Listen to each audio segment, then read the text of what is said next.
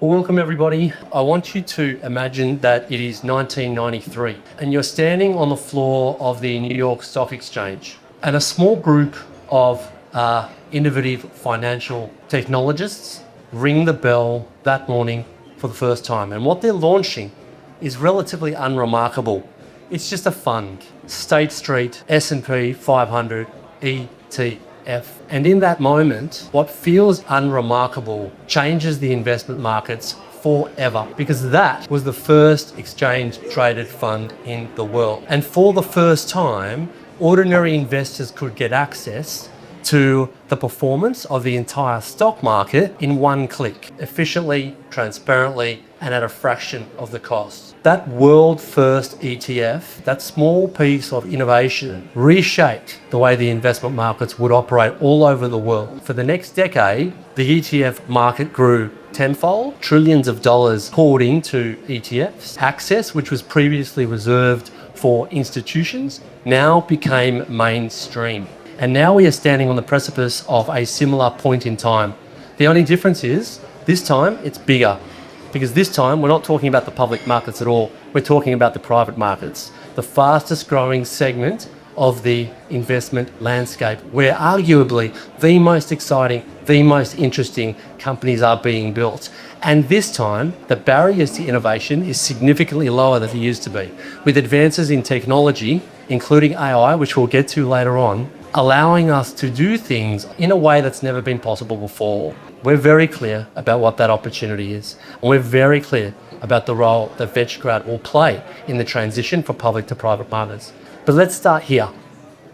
If you unpack the data on the investment markets for the last decade, one thing becomes very, very clear, and that is the investment markets are undergoing a massive shift from public to private. The public markets at the moment, the listed markets at the moment, are declining at the fastest rate in 25 years, according to JP Morgan. As more companies stay private for longer, arguably the most interesting and the most innovative companies, the public markets no longer give you diversified exposure to the true universe of corporate stocks. If you want that, you have to invest in private. And that's exactly what is happening.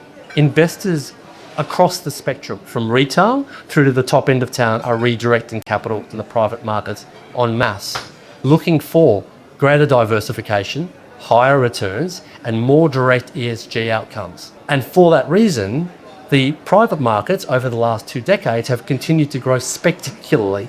These forecasts suggesting 21 trillion by 2030. I think it's going to be significantly greater than that. You know, when you compare these two charts against each other, the movement in the public markets versus the movement in the private markets, I don't think it could be clearer where the investment markets are going next. Public markets in decline, private markets on the incline. The only way to get diversification into your portfolios is to have a strategy around private assets. As the investment markets undergo this massive global shift, not just in Australia, but all over the world, from public to private, millions of new investors are demanding mainstream access to all sorts of private assets, venture capital, property development, private credit, managed funds. But the question is, how will they get it? According to ANU research, the Australian National University, there are 3.25 million eligible wholesale investors in Australia as at 2021, This is 2021 figures. They're the most recent figures that we can point to that are validated by independent research. That number is significantly higher today than it was back in 2021. Of that group, 690,000 odd are considered high net worth individuals. That is, people with investable assets of more than $1 million.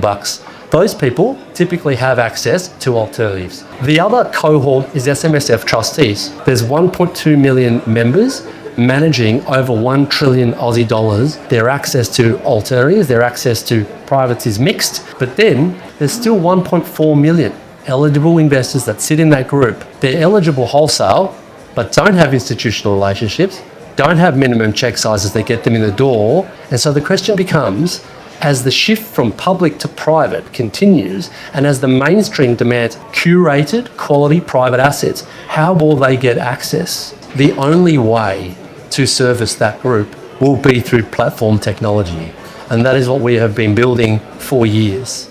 For this exact investor cohort, for this exact moment in the transition of investment markets from public to private. VentureCrowd is a digital investment platform for alternative assets, and we focus on 4 asset classes: venture capital, property development, private credit, and managed funds, to provide access to as many investors as possible, as seamlessly as possible, by providing that access digitally, by reducing minimum check sizes, and making the entire customer experience as seamless as possible. It should feel like you're ordering a pizza, but below the hood is where we hide the technical and regulatory complexities that are involved in the curation and origination and due diligence and management of private market assets, which everybody in this room knows is not as simple as ordering a pizza. But in relation to the venture capital side, let me give you an indication of the kinds of companies I'm talking about.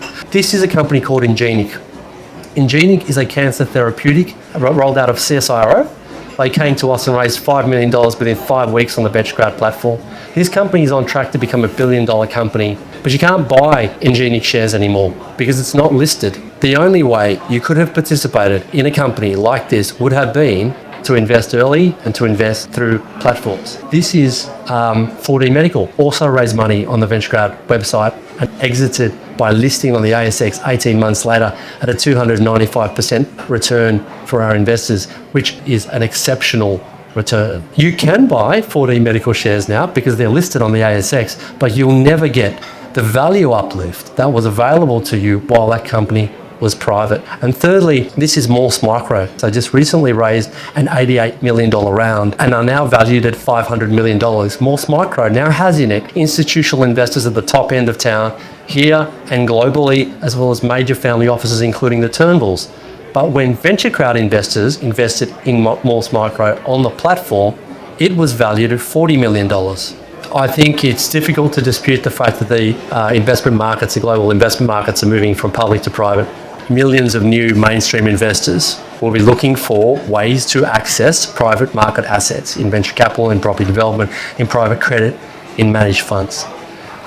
And they will need a way to do that that is seamless, that is digital, that is fast, that is what they come to expect from the way services are delivered in any other part of the market. So what's about to happen over the next 12 months is going to address that issue, service that need, and create a brand new way of operating in the investment markets that doesn't exist today.